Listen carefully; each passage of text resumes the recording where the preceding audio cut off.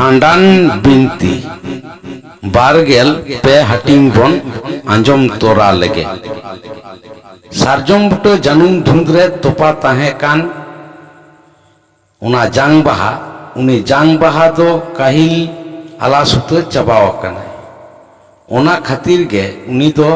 जात्री कोठेने नेहरेना तुपुनई घाट रे सारजम बुटे फेड रे पेंढे तैयार काते ओंडे सिधो सूची काय रेना कथाय लैयाद कोआ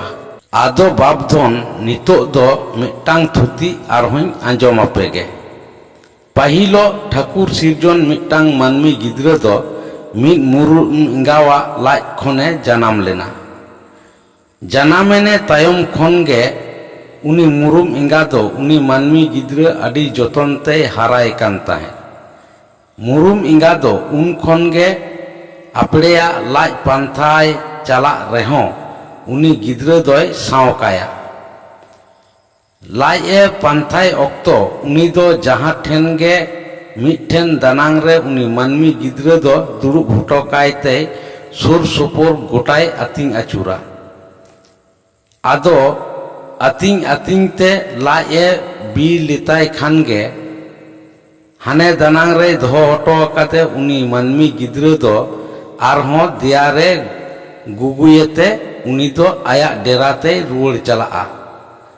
मिद दिनो दो उनका गे उनी दो पानते पानते उनकिन पिलचू ताकिन रेन गिद्रे को चासका इड़ी एरबा गोडाय पानते नाम केदा लेगेज लेगेज दालकाव रकाब लेन उना इड़ी एरबा नेलते मुरुम इंगा तो लालच बांगे सांभळाव दाड़ेयाते उना गोडारे बोलो काते उनरे उनी दो आदो आतिंगे एहोबेना आर मिद डोंडेक तेगे आतिंग बी काते उनी दो आदो हाने दानांग रे दोहो हटो काते आइरेन मानमी गिद्रे उनी दियारे गुगु काते गे आया डेराते आदोय रुवड़े सेनेना आदो खान इने हिलो खन गे उनी मुरुम इंगा दो उना इड़ी एरबा गोडारे आदो आतिंग कुमरोय परकौइना आर उना लेकाते दिनम गे उनी दो ओंडे चलाआ चलाव काते ओंडे दियारे गुगुकाय उनी मानमी गिद्रे दो दानांग रे दो टोकायते इड़ी एरबा गोडारे बोलनते आतिंग बी काते आरहोय रुवड़ चलाआ आपड़ेया डेराते पिलचू ताकिन रेन गिद्रे को मिद दिनो को नेल केदा चिली आकोआ आरजावाकाट को ओना इड़ी एरबा दोय आतिंग कुमरोय ताकोआ आर उनी दो सिंग बेड़ा दो बांग काते निंदै आतिंग कुमरोय ताहे ओनाते उनको दो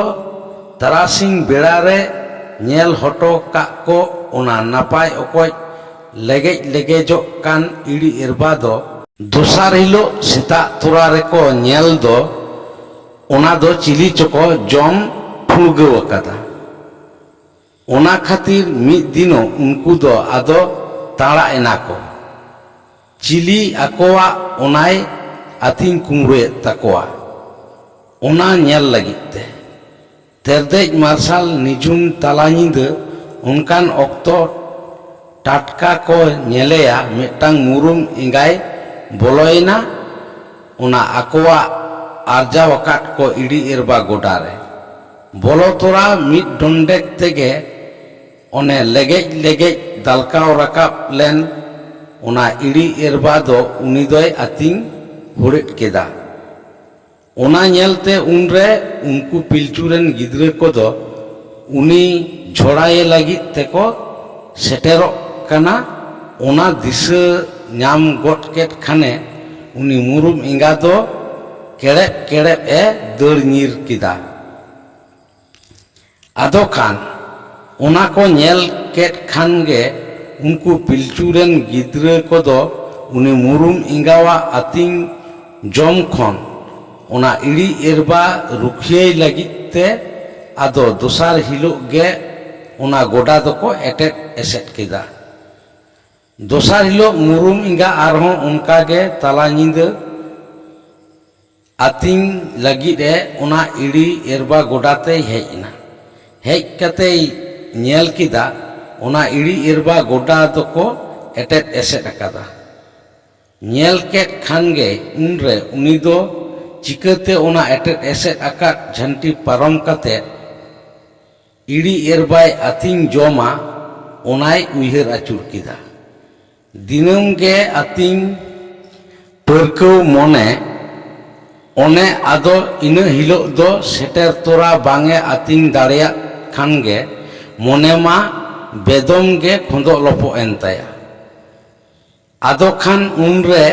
ᱮᱴᱮᱫ ᱮᱥᱮᱫ ᱟᱠᱟᱫ ᱠᱚ ᱚᱱᱟ ᱡᱷᱟᱹᱱᱴᱤ ᱫᱷᱟᱨᱮ ᱫᱷᱟᱨᱮᱛᱮ ᱯᱟᱛᱲᱟᱣ ᱟᱹᱪᱩᱨ ᱢᱤᱫᱴᱷᱮᱱ ᱚᱱᱠᱟᱱ ᱟᱭᱛᱟᱱ ᱦᱚᱸᱭ ᱯᱟᱸᱡᱟ ᱧᱟᱢ ᱠᱮᱫᱟ ᱡᱟᱦᱟᱸ ᱴᱷᱮᱱ ᱱᱟᱥᱮᱱᱟᱜ ᱫᱚᱱ ᱞᱮᱠᱷᱟᱱ ᱜᱮ ᱯᱟᱨᱚᱢᱚᱜ ᱫᱚ ᱜᱟᱱᱚᱜᱼᱟ᱾ ᱚᱱᱠᱟ ᱞᱮᱠᱟ ᱴᱷᱮᱱ ᱩᱱᱤ ᱫᱚ ᱟᱫᱚᱭ ᱫᱚᱱ ᱯᱟᱨᱚᱢ ᱠᱮᱫᱟ᱾ ᱜᱚᱰᱟ ᱵᱷᱤᱛᱨᱤ ᱵᱚᱞᱚ ᱠᱟᱛᱮᱫ ᱟᱹᱛᱤᱧ ᱵᱤᱭᱮᱱᱛᱮ ᱟᱨᱦᱚᱸ ᱚᱱᱠᱟᱜᱮ ᱚᱠᱟ ᱥᱮᱫ ᱛᱮᱭ ᱫᱚᱱ ᱵᱚᱞᱚ ᱞᱮᱱᱟ ᱚᱱᱠᱟ ᱛᱮᱜᱮ ᱫᱚᱱ ᱩᱰᱩᱠ ᱠᱟᱛᱮᱫ ᱟᱯᱲᱮᱭᱟᱜ ᱰᱮᱨᱟᱛᱮ ᱩᱱᱤ ᱫᱚ ᱟᱨᱦᱚᱸᱭ ᱨᱩᱣᱟᱹᱲ ᱥᱮᱱ ᱮᱱᱟ᱾